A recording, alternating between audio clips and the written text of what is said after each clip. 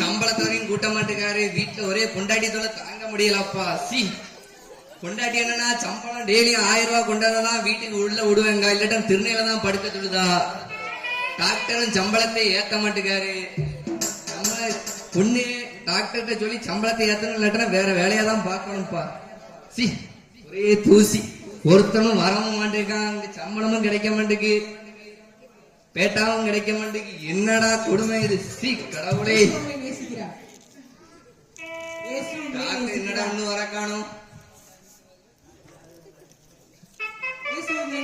தூசியால இருக்கு. இப்பதான் கேட்கணும், அதுக்குள்ள ஒற்றை அடிச்சு. யாருப்பா அது? தம்பிங்க வாப்பா. நேசிக்கிறேன். நேசிக்கிட்டு வந்தீங்க, வா வாப்பா. டாக்டர் வருவாரு, முத பேசட்ட நீ வந்துரு. இயேசு உங்களையும் நேசிக்கிறேன்.